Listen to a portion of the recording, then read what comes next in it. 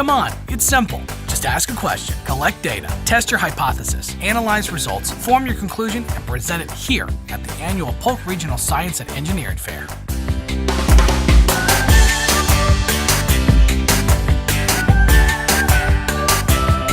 We have here 175 projects of all the students that competed around the county in their own schools. They're already winners at the school, and now the next level is to be here at our regional science fair. Once we select winners in here, the first place automatically go to the state fair and then possibly win a bid to go to international. Haines City High School's winner was 12th grader Ann Alejo, who spent nearly a year testing her hypothesis for cancer treatment.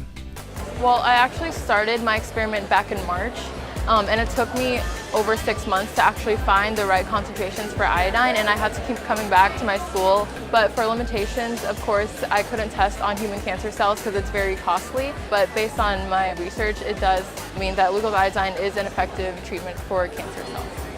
Overall winner for the junior division in physics was 7th grader Grant Parker from Lakeland Highlands Middle School. He says half the fun of his project was experimenting with radioactive materials at home. When you think about it, radiation is very dangerous, and you need a way to actually direct the radiation. Like, for instance, if there's a nuclear bomb set off, you could direct that radiation away from a populated area, and it would be very useful using this project. You just use a giant electromagnet when you direct that much radiation. So my experiment is measuring the speed of light with a microwave. And to do this, I use the hot spots from eggs. Then you multiply that by the frequency of the microwave, which operates at 2,450 megahertz. And you also multiply that by 100 because it changes to meters.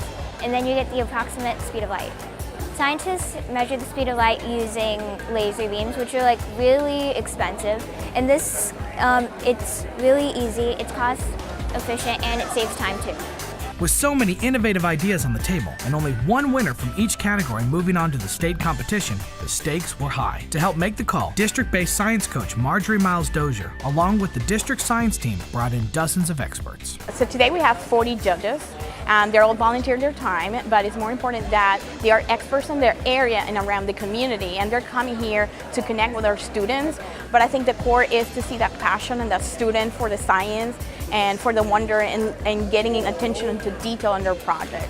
This is Mary Thornhill's 5th year as a judge in the science fair. I've gotten to see some children that have picked these projects and then they get really passionate about them, or they pick them for a very personal reason, and so they continue that project for multiple years.